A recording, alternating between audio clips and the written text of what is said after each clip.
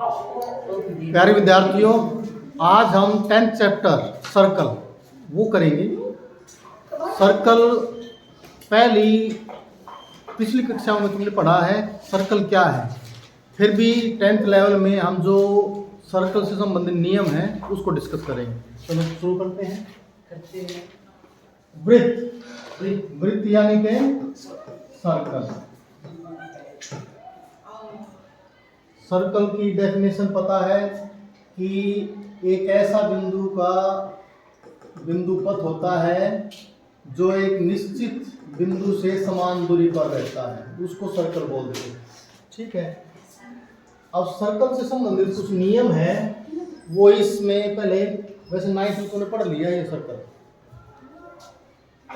10th level पे जो नियम है वो क्या है?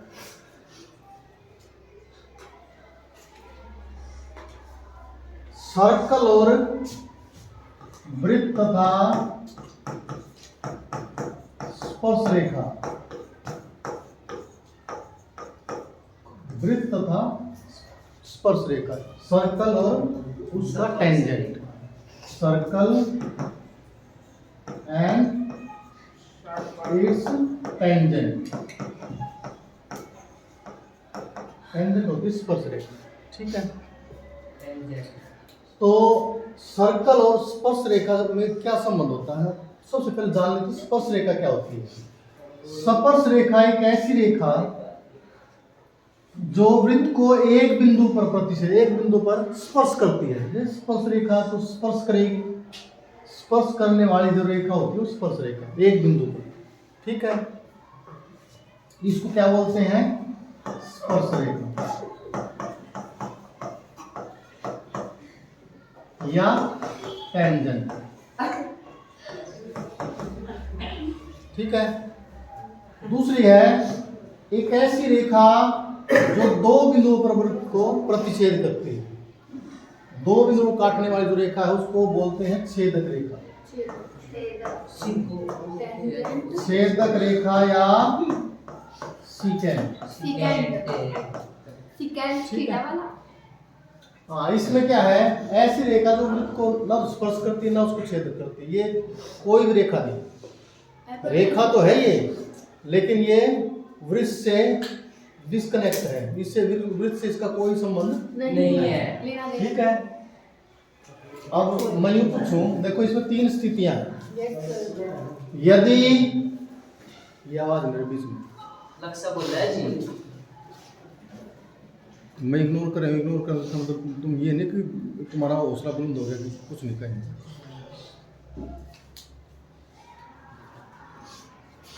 हाँ, इसमें क्या है? ये वृत्त का केंद्र है O, हम सब में केंद्र O मान लीजिए।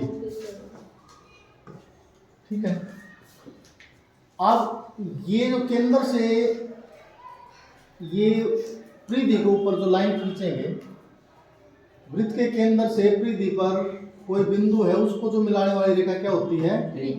त्रिज्या होगी ना। और रेखा की दूरी है, केंद्र से रेखा की दूरी कितनी है? वो त्रिज्या से ज्यादा। तो यदि केंद्र से रेखा की दूरी त्रिज्या से ज्यादा हो तो वृत्त को वो स्पर्श नहीं करेगी, वृत्त के बाहर है, ना काटेगी ना स्पर्श करेगी। ठीक है। अब दूसरी स्थिति में क्या है? यदि वृत्त की त्रिज्या और ये जो दूरी है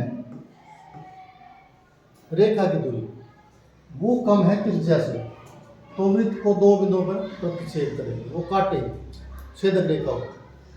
यदि त्रिज्या छोटी है और दूरी त्रिज्या बड़ी है और दूरी कम है तो वो छेदक रेखा होगी। तीसरी स्थिति में क्या है? यदि वृत्त की त्रिज्या और केंद्र से रेखा की दूरी बराबर हो तो जो रेखा क्या बन जाती है? स्पर्श रेखा बन जाती है। समझ में आ गई? 3 स्थितियां समझ में आ गई। 1 नंबर में क्वेश्चन आ जाता है कई बार। यदि किसी रेखा की केंद्र से दूरी त्रिज्या से ज्यादा हो तो वो वृत्त को ना काटेगी ना स्पर्श करेगी, बाहर होती है वृत्त के, वो कहाँ होती है, बाहर होती है। यदि वृत्त की त्रिज्या और रेखा की दूरी, त्रिज्या ज्यादा और रेखा की दूरी कम हो तो वो दो बिंदु प्रतिच्छेदी रेखा बन जाती है। क्या हो जाती है, छेदक रेखा। ठीक है।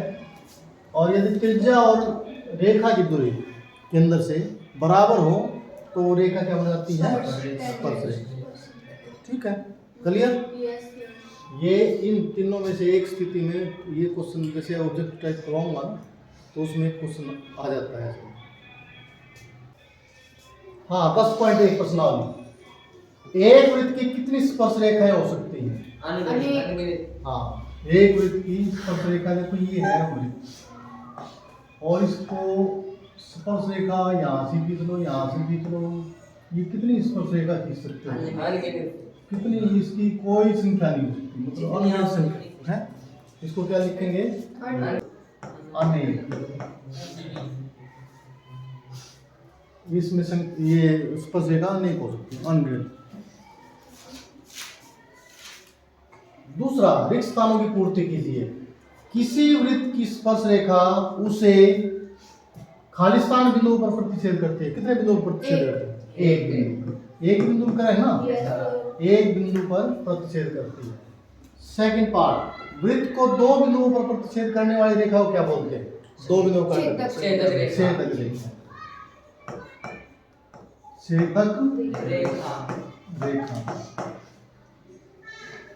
ये छेदक।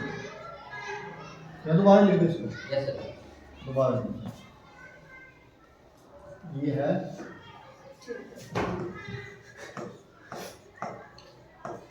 छेदक रेखा या सिकेंड। Yes sir. थर्ड, एक वृत्त की खाली स्थान समांतर स्पर्श रेखाएं हो सकती है। स्पर्श रेखा वो भी समांतर। दो सर। आप जैसे ये है, ये स्पर्श रेखा खींचेंगे आप, कोई स्पर्श रेखा नहीं, तो इसके समांतर स्पर्श रेखा दो, यहाँ से तो खींच सका है और कहीं से कहते हैं उस इसके समांतर नहीं होगी, तो समांतर रेखाएं स्पर्श रेखा दो समांतर स्पर्श रेखाएं हो सकती है।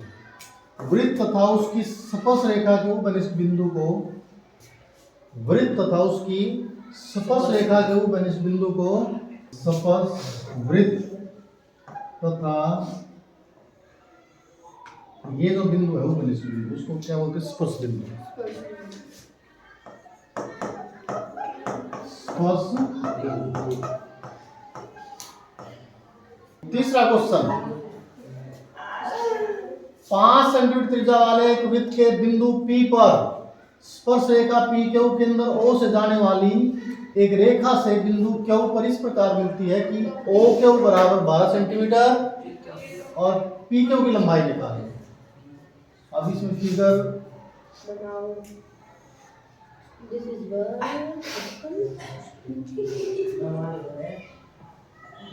स्पर्श रेखा।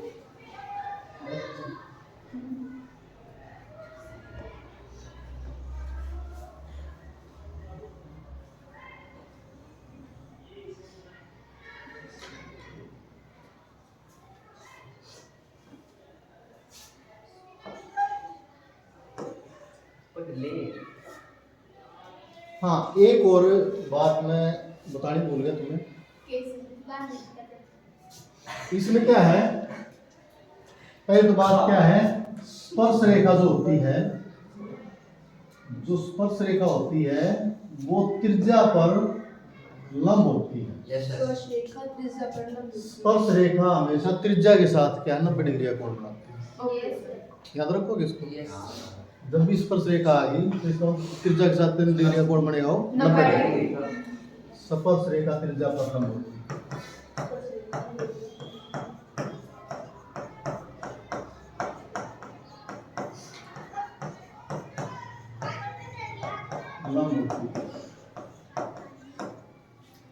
ठीक है।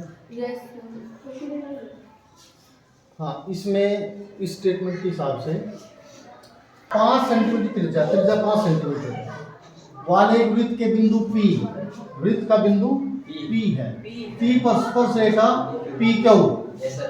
केंद्र O से जाने वाले एक रेखा से बिंदु Q पर इस प्रकार मिलती है ये कि OQ बराबर कितना है 12 सेंटीमीटर।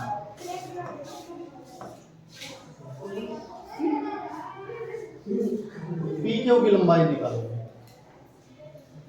OQ कितना है 12 सेंटीमीटर, PQ की लंबाई हमें पता है कि ये जो किसी एरिया को नहीं क्योंकि स्पर्श रेखा त्रिज्या पर लंब होती है।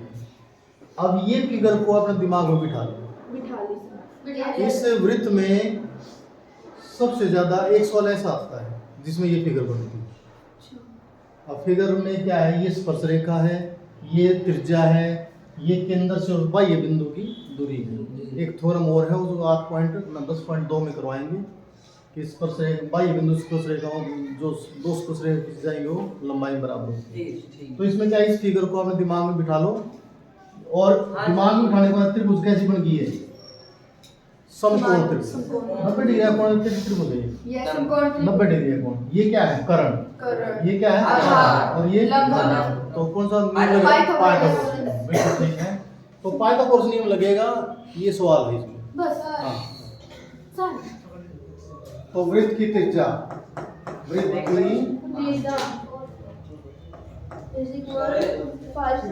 वृत्त की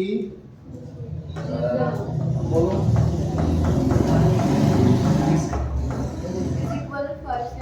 कितनी है 5 सेंटीमीटर, यानी कि ओपी कितना है 5 सेंटीमीटर। अब OQ क्या है, ठीक है, और हमने क्या निकालना है PQ।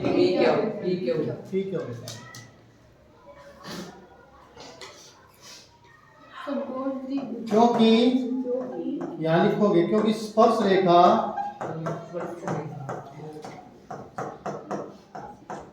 त्रिज्या पर लंब होती है। ये लिखोगे तभी तो ये समकोण त्रिभुज बनेगी।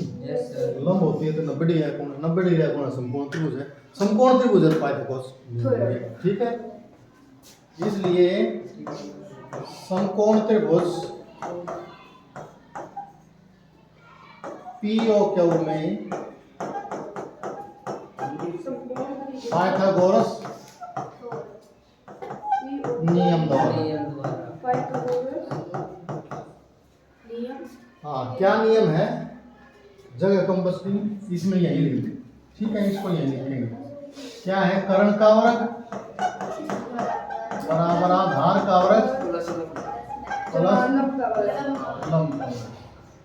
इन चारों में से एक आंसर है, तो इनमें चारों में से उत्तर कौन सा है, MCQ। कर्ण कितना है 12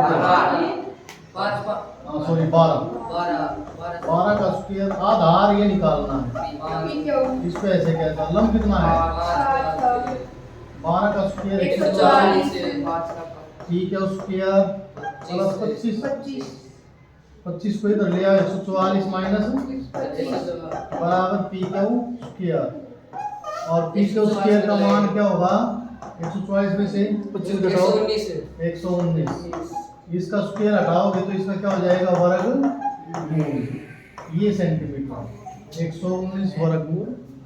तो हमारा क्या है ये ऑप्शन डी, ये ठीक। तो आज की वीडियो में इतना ही। वीडियो अच्छी लगी है तो लाइक करें, शेयर करें, सब्सक्राइब करें और इस तरह की वीडियो के लिए हमारे चैनल से जुड़े रहें। Thank you.